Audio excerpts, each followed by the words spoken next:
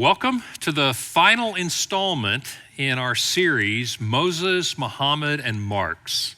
And the series is so named because I wanted to really take a look at some of the worldviews or religions or ideologies or stories that are influencing our world.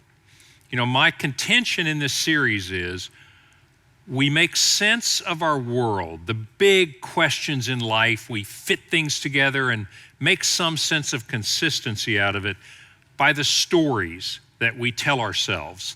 And so I've used the word worldview, religion, because all of these that I'm talking about have all the traditional aspects of a religion, and worldview, ideology, etc., all those kind of synonymously in this.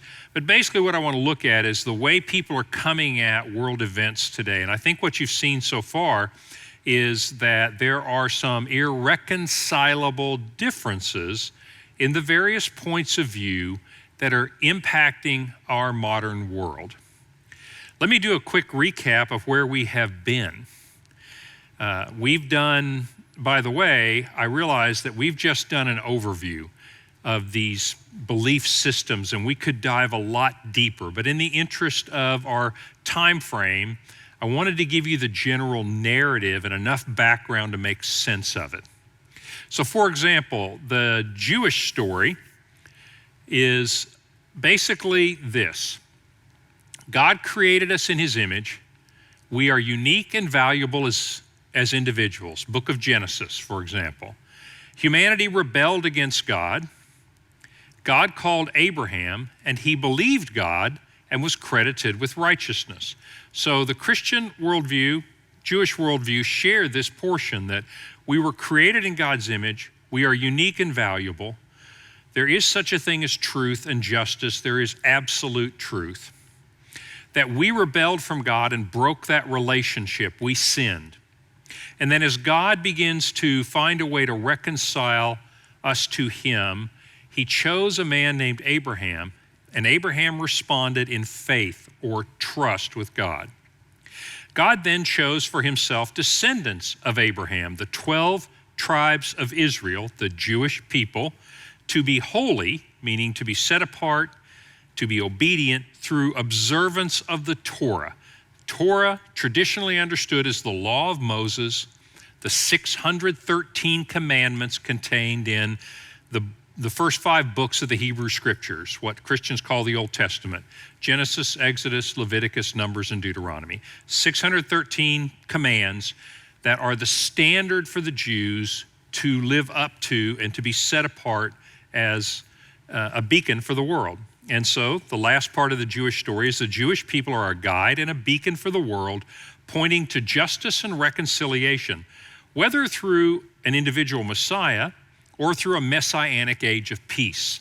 When we looked at it, we looked at the different major groupings of Judaism and certain differences in belief. But essentially, this is the Jewish story of making sense of life as God's chosen people trying to bring the world back to God through justice and reconciliation.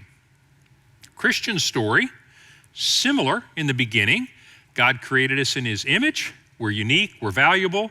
The whole idea of human rights, the whole idea of human dignity comes from this portion of the Christian Jewish story. We rebelled against God. In Christian theology, that's sin. We broke the relationship, the covenant with God and with each other. Call this the fallen nature of humanity or fallen humanity, a sense that this world is not the way it was intended to be. And that's a unique way of looking at the world. And we need reconciliation with God to be whole, to be authentic, to be all that we were created to be. In other words, we cannot be who God created us to be without the relationship with him. Because he loves us, God reconciled us through Jesus the Messiah, through Jesus Christ on the cross. This is the gospel. Our old self is dead, and we live as new people in surrender and obedience to Christ. So not only do you have our existential problem, if you will, an explanation of how we got where we are, you also have a solution to that problem. The gospel is the solution to humanity's deepest problem of sin and distance, if you will, a broken relationship with God. And then the Christian story then, by implication, believes that God is the author of truth and justice. There is such a thing as right and wrong. There are things that are just no matter what the circumstances. There is a God who is the author of absolute truth. So, Christian story in some senses departs from or extends the Jewish story. They have common beginnings, but they're very different as you play those stories out in terms of the view of the world. Third story we looked at was the modern secular story. And when I say secular, I mean temporal, materialistic, if you will. Secular has to do with present day, present time. Not all religions accept a supreme being. That's not the definition of a religion. You have some religions, like Buddhism, that don't have a supreme being per se. This secular story not only does not have a supreme being, it does not have anything other than you can see. Materialism, what can be seen, everything is caused by what can be seen. There's nothing beyond this universe, this life, this temporal existence that we have. That's what I mean basically by secular story. The basis of this secular story, as it's coalesced into an ideology or a coherent story to make sense of the world and draw value judgments. And this is the story behind a lot of the things happening in America that seem so at odds with the Jewish story or the Christian story, because it is a very different kind of story. It's built on the idea of what I'd call a social Marxism or a cultural Marxism. Don't misunderstand that to mean that the people that believe this today necessarily understand the connections to Karl Marx or necessarily espouse the economic theories of Karl Marx, although that is very typical. What it is it basically takes Karl Marx's view of history, his view of the world and the forces that shape our world, and play those out into our daily lives. In this example, the modern secular story says that we each belong to intersecting groups of oppressors or oppressed, and that our identity is found in our group. Karl Marx talked about class struggle, the people that owned the factories, for example, and the people that worked in the factories. They were economic classes. They were social classes. The modern secular story takes that further into our culture, that's why it's called cultural Marxism, to the point where all of us belong to certain groups. We may not be factory owners, factory workers, but we are black or white or Hispanic or male or female or cisgendered or transgendered or et cetera, just continue to proliferate groups of identities. These group identities can become very granular. Well, we all belong to, according to this worldview, different groups. Some groups have power, and the groups that have power in our culture, in our society, organize all of the institutions of our society to support their supremacy or their power or their privilege. There are groups that don't have power. And so this is the way this view, this story, characterizes the world. Everything can be seen through the lens of these identity groups and how they interact. And we all are part of groups, and we are either part of groups that are powerful, therefore we are oppressing other groups, or we are part of groups that are being oppressed and need to take power.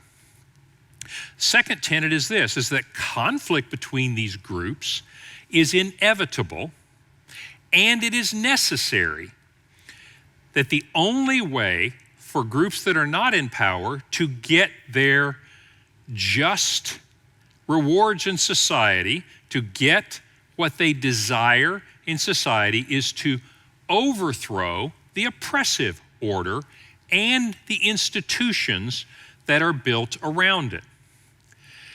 Truth claims are instruments of oppression. This is very different than what we just saw in the Jewish story and the Christian story. Both of those stories believe there is such a thing as transcendent truth, absolute truth, meaning there are certain things that have been true throughout time, are true now, and are true regardless of the color of my skin or my gender or anything else, the nation in which I was born. There are just certain truths that apply to everything. In this worldview, seeing everything as competing, intersecting groups, all statements of truth are simply attempts to gain power over someone else. That's why when you listen to this worldview expressed in current events, you'll hear statements like, the facts are not as important as the moral truth. We may not have facts to support this, but this position is morally right. And so truth claims are considered to be instruments of oppression. Justice is whatever serves the group. In the Jewish and Christian story, there is such a thing because there is a God, an objective outside standard, an authoritative standard of truth, justice, beauty, right, wrong, etc., that there is such a thing as justice with a capital J. In this worldview, there is no transcendent truth. Truth is merely what serves the purpose of your group. For example, Friedrich Nietzsche, one of the fathers of this movement, basically, said there are no facts, there are only interpretations. What is he saying? Is that a true statement? Well, no, actually it's not. If you're a scientist, you definitely don't believe that statement. But what is he saying? He's basically saying that facts depend on how you look at them and what group you're in as to what they mean for you. That's called standpoint theory, or depending on where you are, that fact can change. Now again, thank goodness that our medical researchers don't believe that, but from a social perspective, that's the point of view. Justice is whatever serves the group. What is just for one person is not necessarily just for another person, because they may come from very different groups. Maybe one is an oppressor and one is someone who has been oppressed or is being oppressed, in which case the same behavior may be just in one case and unjust in another. And finally, morality serves the interest of the group. The idea of right and wrong is also cast in this backdrop of power relationships.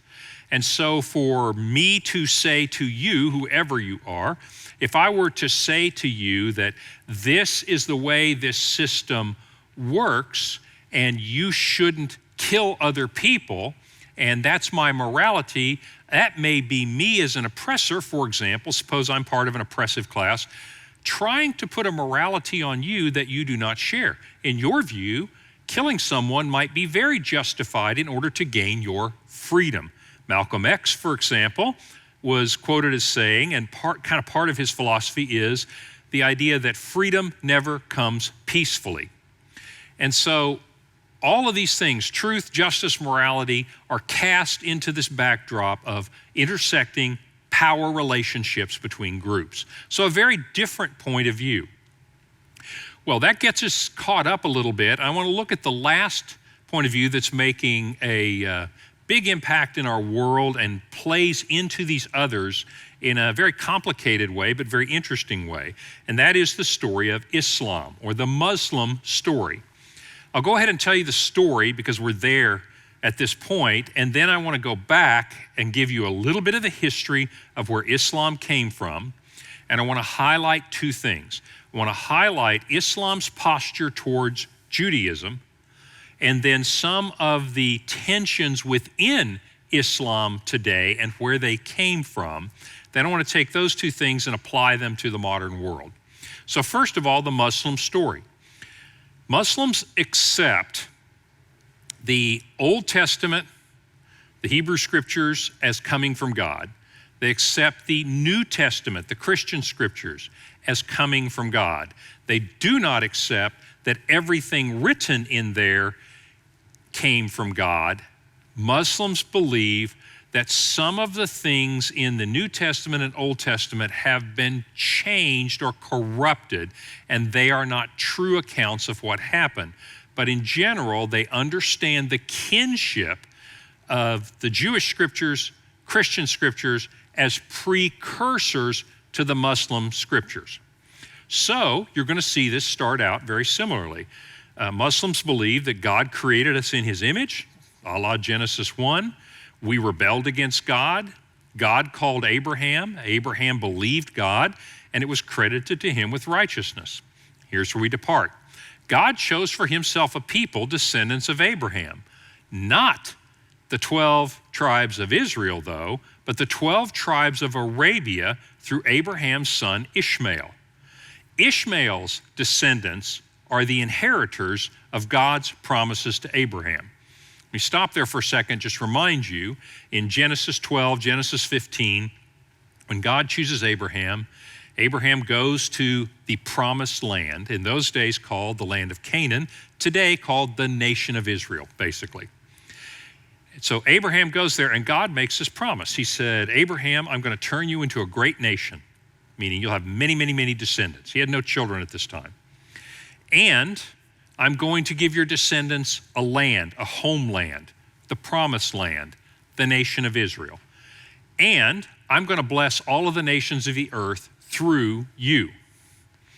Now, in the Jewish story, the understanding there is that Abraham had two children.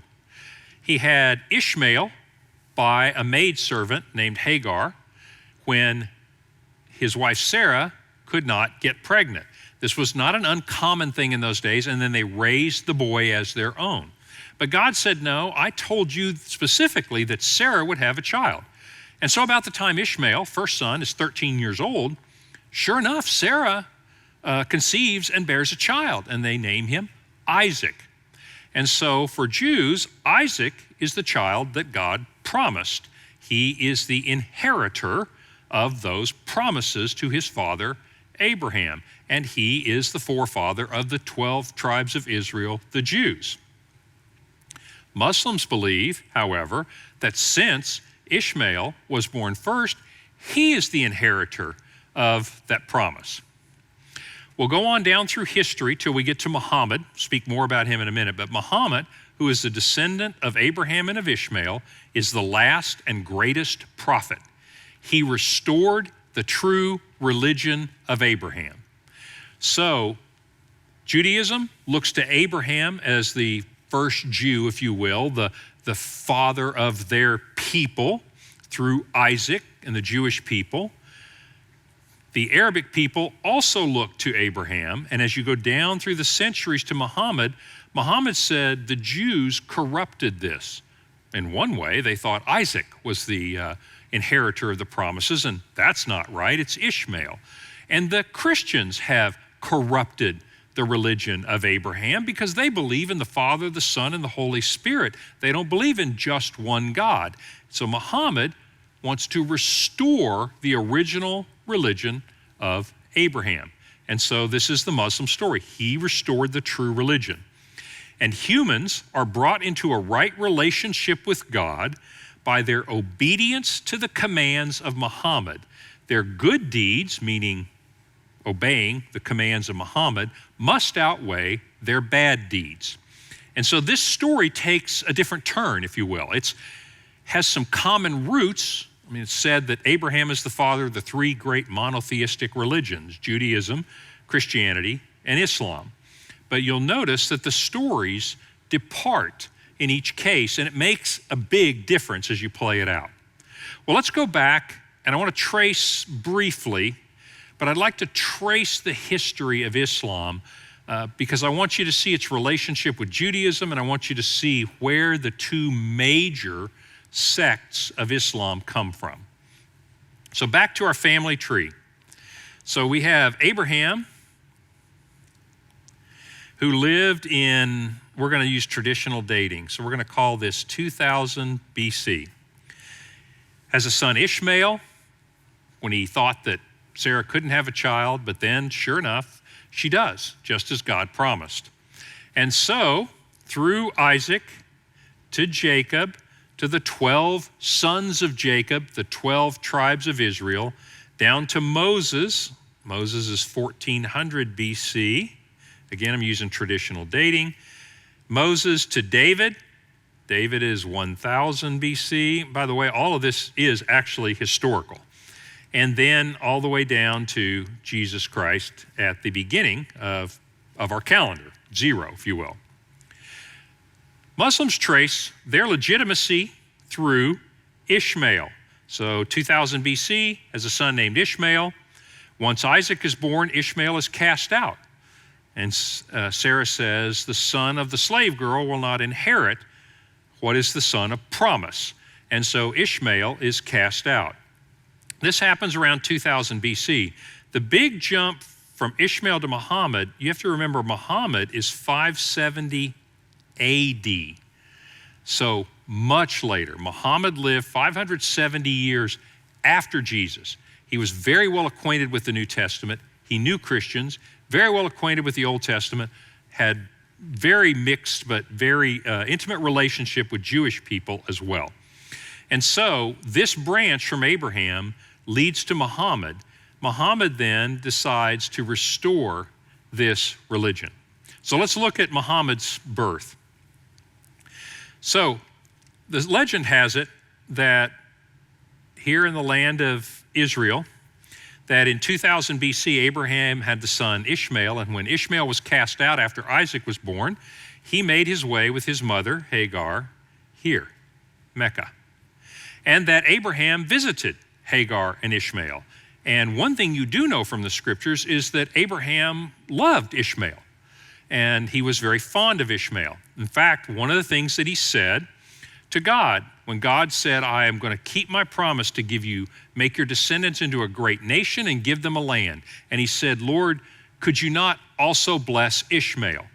And God said, I will bless him too for your sake, and he too will become the father of a great nation. But his hand will be set against all other humanity. And so God is saying, yes, for your sake, I will make him into a great nation, but this is not my promise to you, and my promise will come through Isaac and the Jewish people. And Ishmael and his descendants will in time have their hand against the other people of the world. In other words, there'll be conflict there. Well, according to this tradition and according to the book of Genesis, you can tell the names of the 12 sons of Ishmael, and they become the 12 tribes of Arabia. And so they inhabit this Arabian peninsula through time, and they live a tribal existence. Fast forward 2,500 years. So in 570 AD, Muhammad is born here in Mecca, and he is born an orphan. He becomes orphaned very quickly. And Muhammad grows up in his uncle's house. He ends up getting married to a wealthy widow and goes into business. When he is 40 years old in 610 AD, Muhammad is on a retreat, if you will, and he went out into the desert and he was in this cave, and it had troubled Muhammad greatly looking at the Arabic people at that time were polytheistic. There were so many gods. They worshiped the moon god, they worshiped the desert god, they worshiped all these different gods. Muhammad had a feeling of the unrightness of this, and he had a feeling of the unrightness of the oppression of poor people. He himself had experienced the loneliness and oppression of being an orphan. And so as he's sitting out there thinking about this, according to the Islamic story, the angel Gabriel comes to him and begins to communicate to him and begins to tell him to recite these revelations that he is getting from the angel Gabriel. And so he begins to go back and he begins to share these revelations. These revelations revolve around restoring the religion of Abraham. So for example, he goes back to Mecca. Mecca is a huge trading area. From all the tribes, the Silk Road, all kinds of trade goods come through there. Everybody's God is welcome. Everybody's money is welcome. And so he comes into that environment and he begins to preach the worship of the one true God, the God of Abraham. Needless to say, the people in Mecca, he also began to preach about treating other people well, not profiting on other people, etc. And so he begins to preach something that has a sense of the heart of God in it. And the Meccans don't like this very well. And in fact, after about 12 years of this, they kick him out. So in 622 AD, you get a big event called the Hajj, and that is the flight of Muhammad. So in 622, he has to flee Mecca to Medina because his life is in danger for the things that he is preaching in Mecca. By the way, the Muslim calendar starts at this date. So the calendar that we use, 0, is the birth of Christ. That is the event that begins our calendar. And when we say it's 2021 AD, we mean 2021 years since the birth of Christ. The Muslim calendar, although commercially pretty much everyone uses that calendar, but the Muslim calendar is called AH, after the Hajj, after the flight to Medina. And so that's the 0 date in the Muslim calendar. So if you're reading any Muslim literature, if you're reading any Muslim books in history, they'll be dated AH, how many years after the flight. And just to reconcile the two, the 0 date in the Muslim calendar is 622 AD. That's when this event happened. So Muhammad goes to Medina, and he begins to preach, and he interacts with a number of Jewish tribes, and he begins to get more converts to this new religion of obedience to these ongoing revelations that he receives from Gabriel. He receives these revelations from 610 until his death in 632. And so for those 22 years. So for 8 years he's in Medina, and sure enough, he gets a lot of converts, and in 630, 2 years before his death, he comes back with an army, comes to the gates of Mecca and says, "Hey, do you remember me? I know you didn't want to become Muslims before, but how do you think about it along with my 10,000 soldiers?"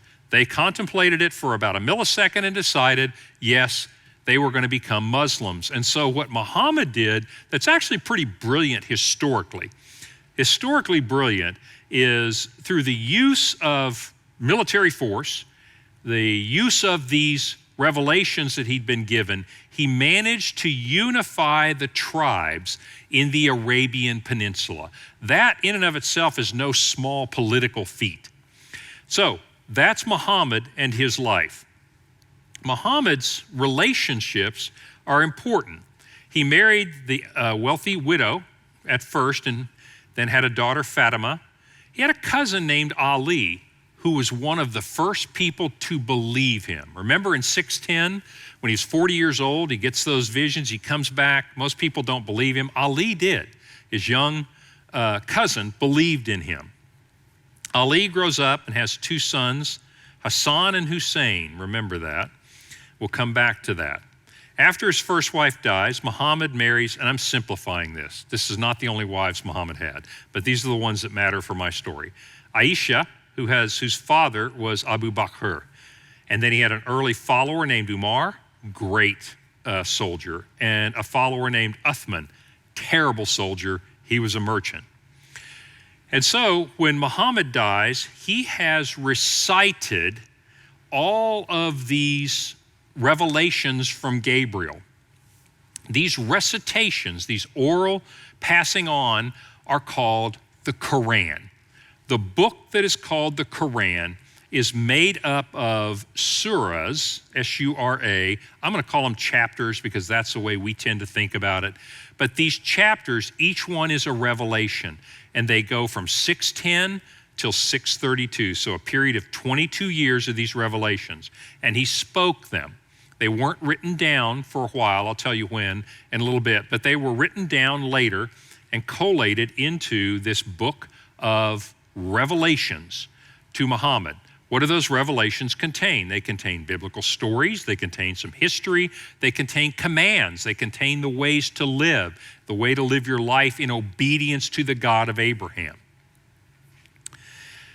Some of those testimony, or some of those commandments, if you will, are called the 5 pillars of Islam. These are not the only commandments by any means in Islam, but here are some 5 pillars, 5 basic beliefs. The testimony of faith, and that is the fundamental declaration. Remember I told you the fundamental declaration of faith, the fundamental confession of Judaism is in Deuteronomy 6:4. Hear, O Israel, the Lord our God, the Lord is one. The fundamental confession of the Christian story is Jesus is the Messiah, the Son of the living God. The fundamental confession or the basic thesis of Islam is there is no God but God. And by the way, Allah is just the Arabic word for God. So I'm going to use the English word. There is no God but God, and Muhammad is his prophet. And so that is the fundamental confession. There's ritual prayer, praying 5 times per day. You're probably familiar with the call to prayer in the Muslim world. People are supposed to then face toward basically Mecca and say their prayers 5 times a day. Some Shiites do 3 times a day, but I'm just going to give you the big picture at this point. So 5 times a day of prayer. Obligatory almsgiving. And you'll see there 2.5% of your total income or 10 or 20% of annual produce, as there was an idea of almsgiving, tithing, if you will, and that money was used to support the community. Fasting during the month of Ramadan, Muslims are required to fast. I'm not telling you all Muslims do. There are different sects and groups amongst Islam as well. When I say Islam and Muslim, I'm sorry, Islam is the religion, Muslim are the followers, are the people who believe that. So like Christianity is the religion, Christians are the people. Islam is the religion, Muslims are the people. And so during the month of Ramadan, for that period of time, they fast. When I say they fast, what I mean is that they do not eat during daylight hours. You must eat before the sun comes up, or you can eat after the sun comes up, but you don't eat during daylight hours. And that's a month-long fast. And then finally, the pilgrimage to Mecca, called the Hajj. This is compulsory once in the lifetime for any Muslim who has the ability to do it. And so every year during the Hajj, you'll see millions of Muslims descend on Mecca around a particular structure, which I really don't have time to get into in this story, but they go to Mecca, and that is considered one of the 5 great commandments or one of the 5 pillars. So there are rules, there are commandments, there are laws, a little bit like Judaism in the Quran, that govern all of life.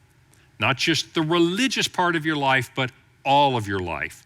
And the combination of the Quran and then the successors of Muhammad ruling on these commands and laws, that body of tradition and Quranic commands is called Sharia law. And it is the law code, if you will, that governs all aspects of life. So let's talk about the succession for a minute. So what I want to go into now is those are the basic beliefs. That's where Muhammad came from. Those are his spiritual roots. Those are his physical roots.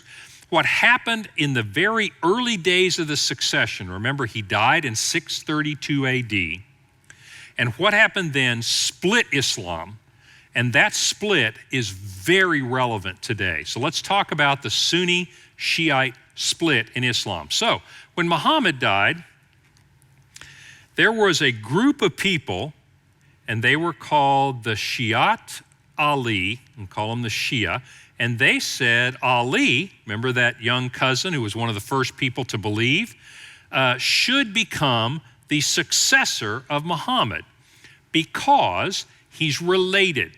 And in fact, you should always have a physical descendant of Muhammad being the spiritual and the political leader. This is something that's key to understanding. Muhammad wasn't just the spiritual leader, he was the political leader. So he took that army and he consolidates all the tribes in Arabia. He is not only the Prophet Muhammad, he's also President Muhammad. He's General Muhammad. He runs the whole political and religious entity. And so those groups of Muslims who thought this is the way it should be wanted Ali.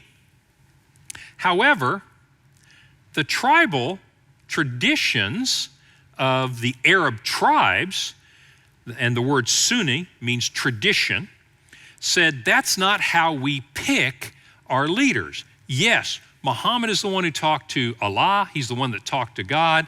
We've got the Quran, if you will. We've got the recitations. He is our spiritual leader. But as far as the person who's going to run this, like the chief of the tribe or the sheikh of the tribe, we've always chosen that, not by father to son to grandson. We've just always sat around a campfire and picked out who's the best person to do this next.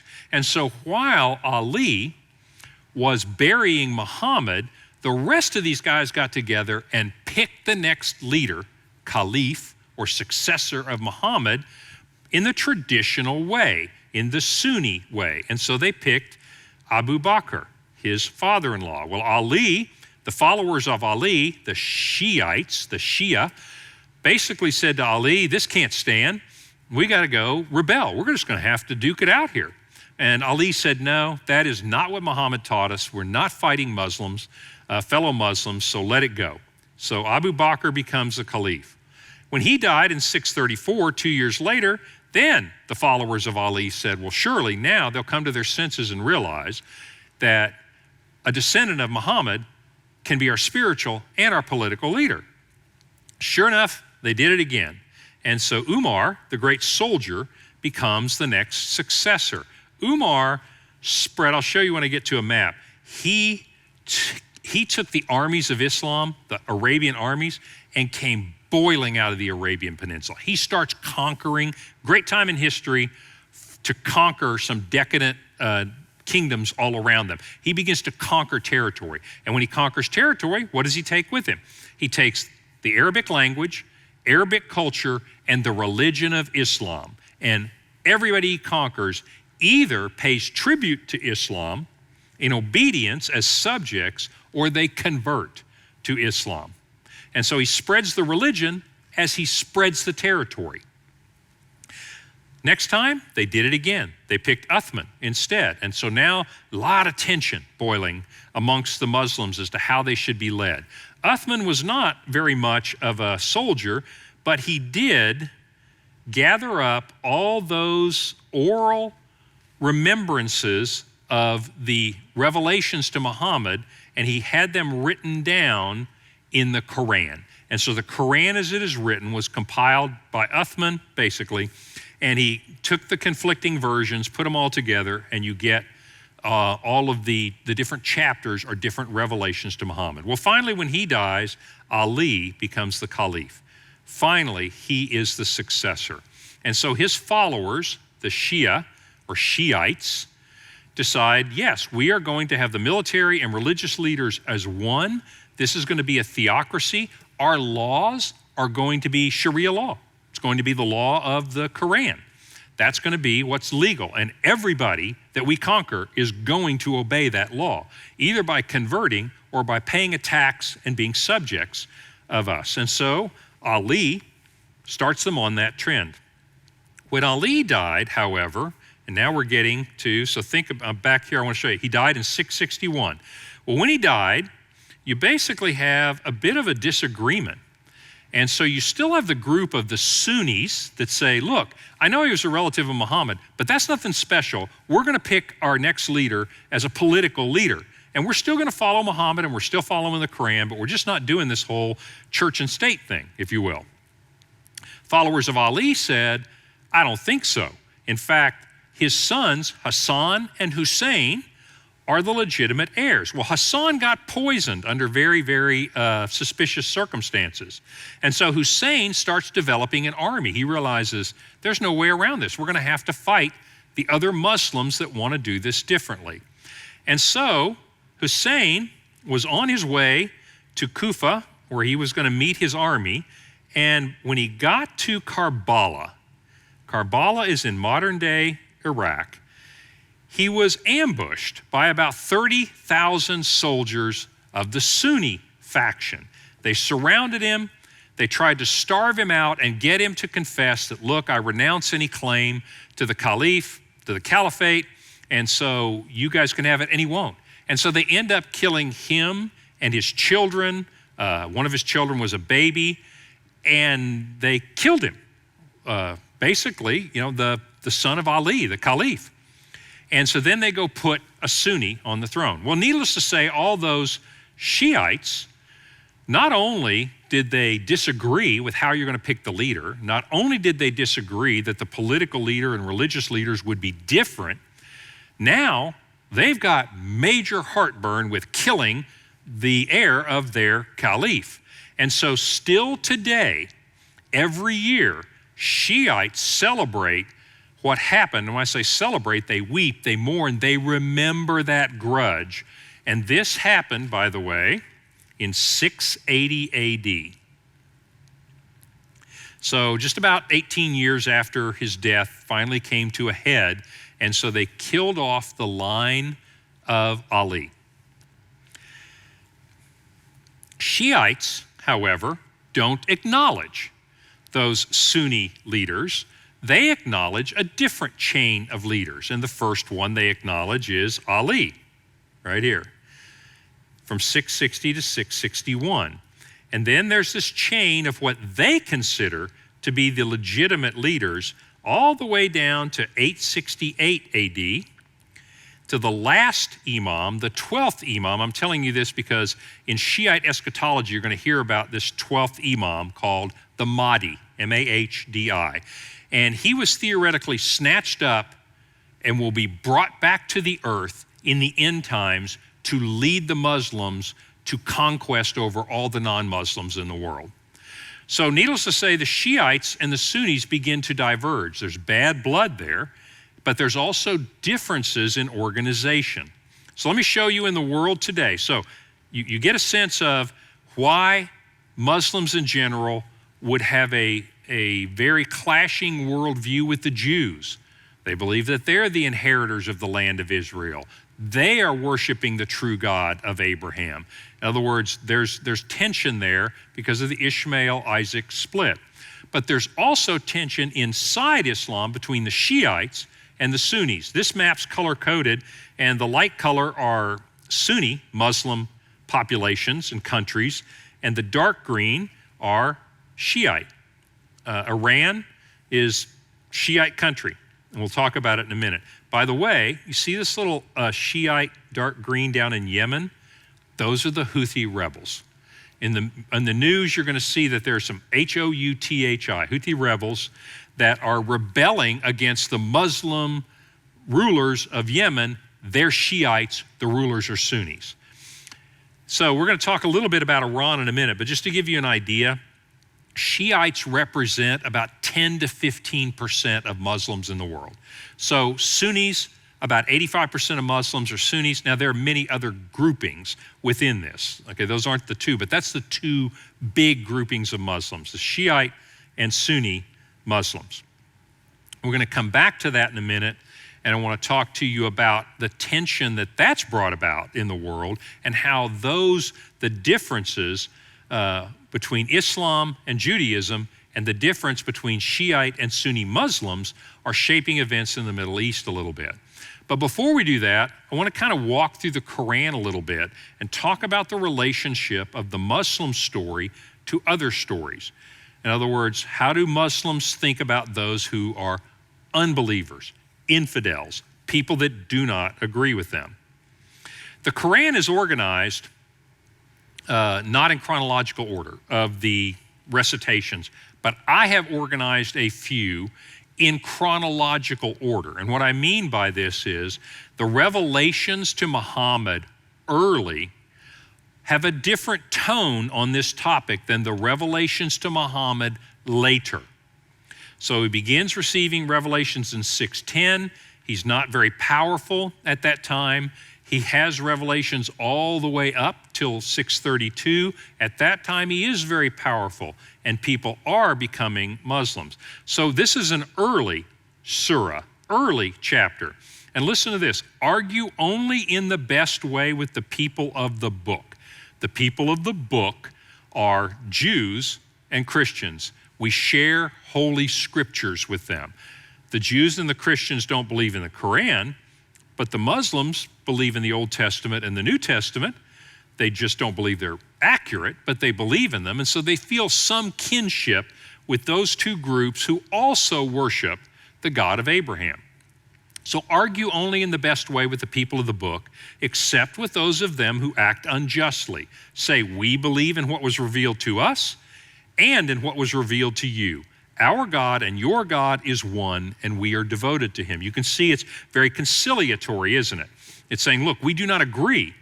You do not follow Muhammad, but we do agree in the same God. Let's go on through time.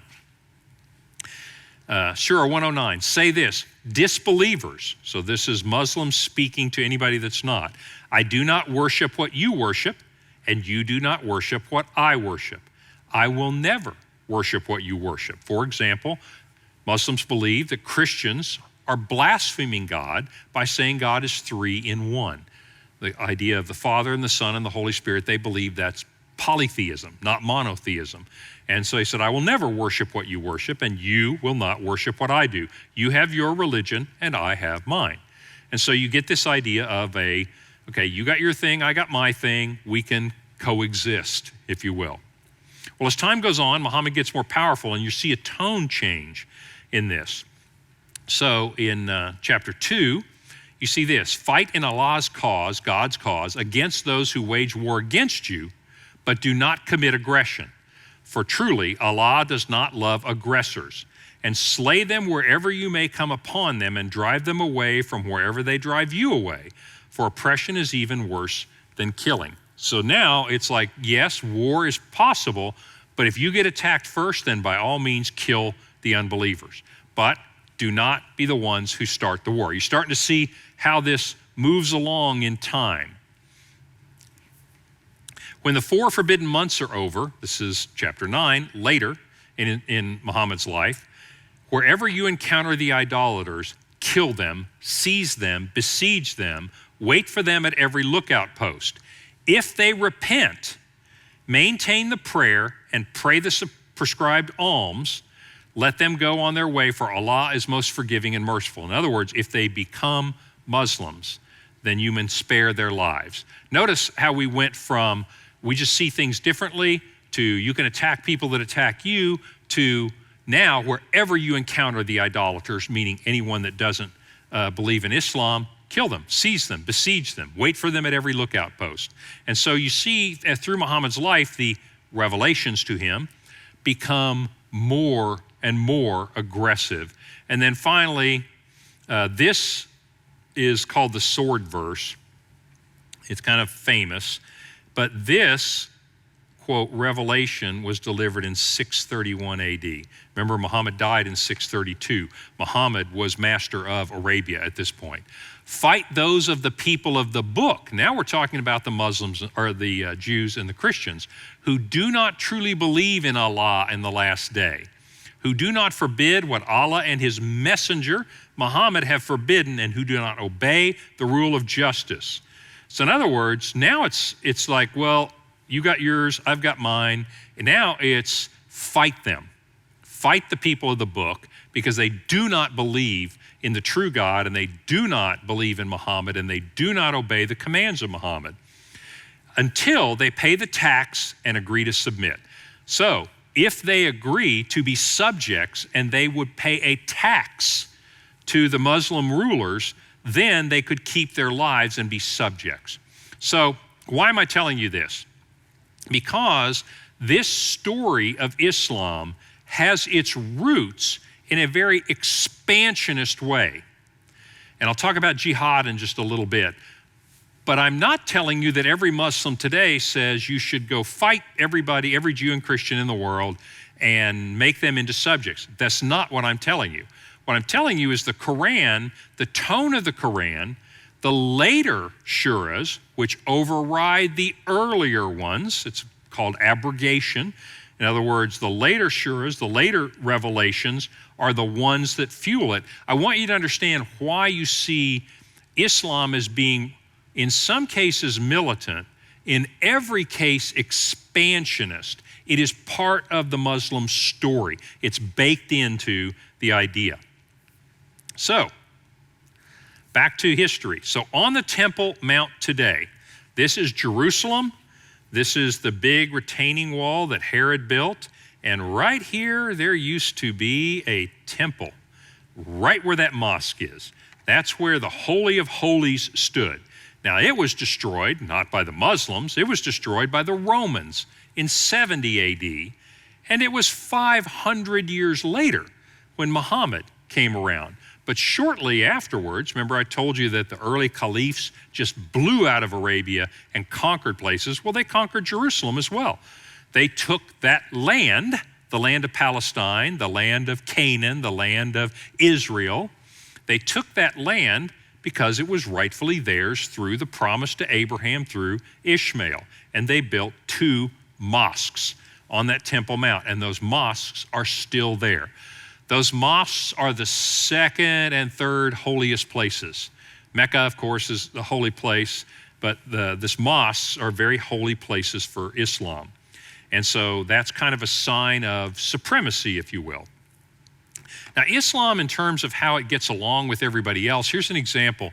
The Western liberal democracies have always had political issues with Islam because the way Islam, the law of Muhammad, the Quran, really has what the Western liberal democracies consider as very archaic views of women and other people that don't fit into the plan. But I just thought I'd show you some ideas of how in different places. This woman is in Morocco. This, by the way, is another sect of Islam. I want to give you just a quick sense that it's not just Shiites and Sunnis. These are Sufis. Sufis are Muslims who are very mystical. And so Islam, like anything that's been around for 1,500 years, you have a lot of denominations, if I can call it that. And so I want you to know you have the very, very strict Wahhabi sect of Islam in Saudi Arabia. That's a Sunni sect, militaristic, very, very active against unbelievers. You have the Sufi sect, which is very mystical and inward looking. You have the Shiites, which are theocracies. So you have a lot of diversity in Islam. One thing I want to tell you about is this is a Saudi royal family. So Saudi Arabia is Sunni Muslim. Remember, the Sunnis follow Muhammad as their spiritual leader and the Quran, etc., but they have a king who is their political leader. You have other Sunni countries that have a parliamentary democracy. Put that word in quotes, but basically they have a different form of government. In Sunni countries, you'll see very different forms of civil government, all of which are religiously controlled by the Quran and the teachings of Muhammad. The Shiite nations, of which there's only one nation, and that's Iran, combines, like Muhammad did, like Ali did, combines the religious and political entities. And so the Ayatollah Khomeini, then Ayatollah Khamenei, is the religious leader and the political leader of their people. And so you see different kinds of governments in the Sunni nations. In the Shiite nations, you'll see a theocracy. And there are pros and cons to that. But in all of Islam, you have this statement, and I want to give you, define this because you're going to see it a lot, Islamism. Islamism is the rule of Islam over the social and political aspects of life, the merger of religion and nationalism, and the struggle to establish an Islamic nation. So let me give you an example. What is Iran trying to do? Iran wants to unite all Muslims in the world, first of all, under a caliph, the caliphate, under one spiritual leader who's also the political leader. They want it just like it was in Muhammad's time. And so they want to bring all the Sunnis into the fold under the Ayatollah. They also want to then go and expand, as Muhammad did, to all of the non-Muslim countries. And so Iran is hostile toward Sunni nations in that it wants to gobble them up into one Islamic state, and it is hostile to those non-Muslim countries because they need to see the right way to live. And so that's the essence of what Iran's doing in the world. So you think about people like ISIS, for example. Now, this is very militaristic, very brutal, very violent, and not all Muslims by any means support that method of spreading Islam in the world. I want to be very fair about that. But ISIS, for example, is one that you know talked a lot about the caliphate, restoring the caliphate, the Islamic State, meaning all Muslims are going to come together. Now, that's not everybody's vision in the Muslim world, but that's an example of Islamism, bringing all the Muslims together in the world. Then jihadism is striving against the enemies of Islam. It is the struggle to establish a united Islam in the world. Muhammad had a united group of followers. All the Muslims, all the people that followed him, believed in Allah, believed what he's saying to them. They were all one people politically and spiritually. Today, you have different political entities, different nations, and you have different spiritual leaders. Jihadism is an attempt to unite that. Now, to be fair, I want you to understand that jihadism doesn't just mean jihadism of the sword. There are some people like Iran, like ISIS, like the Houthi rebels, who believe that it is their religious duty to take up arms and conquer those who are unbelievers. There are Muslims who believe in jihad of the tongue, if you will, meaning to go spread Islam in the world by what you and I would think of as evangelism, by speaking into the world. But this expansionist idea, you see play itself out geopolitically. So let me end with that. First of all, Israel. So Israel is this tiny nation right here on this map, and every country around them is Muslim of one variety or another. Iran is the Shiite nation. There are Shiites around, but that is a nation that is built on the Shiite model. Iraq, Syria, Turkey, Saudi Arabia, Egypt, et cetera, are all Sunni nations with different kinds of governments, but still a shared philosophy of Islam. So none of these nations have any reason, because they're Muslims, to be very friendly with the Jews. In fact, there is an Arab League combined of 22 nations. You see the flag of Palestine. If you're in the Arab League, you don't believe in Israel. You believe that that's the nation of Palestine. There are 22 nations with about 400 million people, half of them under age 25. They surround Israel, which has 8 million people. And so needless to say, a lot of tension in that part of the world. The other point of tension is not just toward Israel. The other point of tension is between Saudi Arabia and Iran, Egypt and Iran, Syria and Iran. All of these Sunni nations see Iran's territorial and religious aspirations to unite the whole world. And so you kind of have a double-sided conflict. And so let me bring this to a close by just talking about the tensions in this part of the world that flow from these stories about life. Israel is holding the Jewish story. The Jewish story is not expansionist. In general, the Jewish story sees the Jewish people as being a light, an inspiration, a pointer, if you will, to God. It's not an evangelistic religion by and large. I'm painting with a broad brush. But big picture, Judaism is not evangelistic, like, oh, everybody needs to become a Jew. No, everybody needs to go this way. We have 613 laws. You don't have so many, but you still need to come toward God, and you need to be just and peaceful and do good to your fellow man. That's Judaism. Islam is expansionistic, and it does say everybody needs to become a Muslim.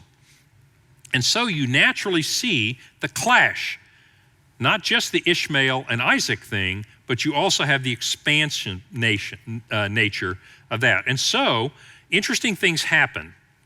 So after the 1973 Yom Kippur War, Anwar Sadat, brilliant Arab leader, Muslim, attacked Israel, and in a sneak attack on the day of the holiest day of the year in 1973, and almost conquered Israel.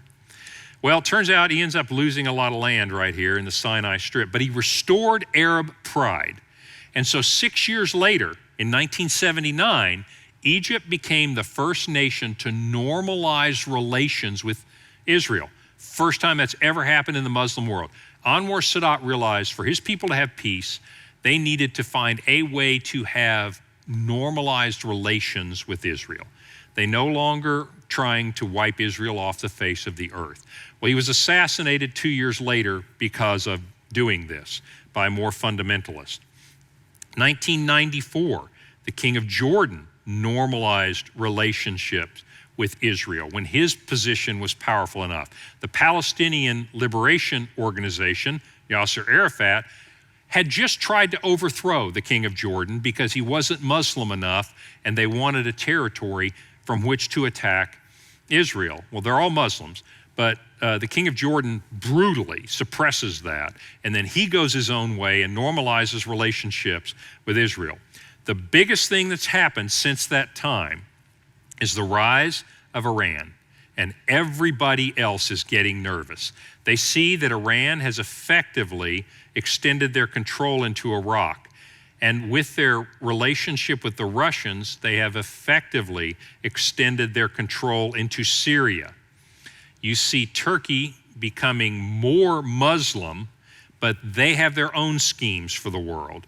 And so Egypt and Saudi Arabia, Kuwait, Bahrain, Qatar, all these Sunni Muslim nations are just as nervous, probably more, about Iran as they are about Israel. And Iran is developing nuclear capabilities. And while that's really bad news for Israel, it's also pretty bad news for the other Sunnis as well, because Iran wants to bring them all under their wings. And that's what leads us to the Abraham Accords. In August of 2020, you see two more nations, Bahrain and the United Arab Emirates, who are just off this map, also normalize relationships with Israel. What do you see happening? You see hopefully a wave of these Sunni nations settling things with Israel and turning their united attention toward what they see as the great geopolitical threat, and that is Iran, backed by Russia in this part of the world. So the story of Islam, just to summarize this, is another worldview that is expansionist. It can be militant. It doesn't have to be militant. The Sunni Shiite split is influencing them to a great extent. The Shiites have allied themselves with, to a certain extent, China, but to a large extent, Russia. And the Sunni nations are scrambling to find allies so that they can basically protect themselves from their Muslim brothers in Iran. And that thinking, that Shiite-Sunni split, that Israel versus Islam, Ishmael versus Isaac split, explains a lot of the background, at least, for what's going on in the Middle East. Well, at this point, you've gotten a sketch and kind of an overview of some of the major world views or stories shaping world events. And if you think that conflict is inevitable, and you look at our world and you see the clashes in these worldviews, you're seeing it correctly. The cultural Marxist story embraces struggle, sees the struggle as not only inevitable, but good. And it's not just a struggle against groups, it's a struggle against all the institutions. You see expansionist Islam having as its ultimate aim certainly in the form of Iran, is destroying all of the Western institutions and replacing them with the caliphate, with the single state Islamic structure. And so you tend to see a lot of this conflict. You see it nationally and see it internationally. What I'd like to do next is kind of pull the curtain down on this particular story. Our goals, remember, were to understand what's happening in our world. I didn't say you'd like it. I didn't say that you would think it was true, because these stories are not all true, but that we would understand where people are coming from. Here's where I want to turn next. I'd like to talk about, given that that is our world, given that that is a difficult, constantly changing, fairly hostile world in which we live, how do we as Christians respond to the promise of God, the calling of God for contentment and joy? How does that happen in the midst of this world? And for the next few weeks, I'd like to explore that, because the Apostle Paul, all the way back 30 years after the resurrection of Christ, found himself in the middle of a world full of conflicting worldviews. He found himself in jail because of his worldview, and yet he writes this short little letter that has joy written all over it.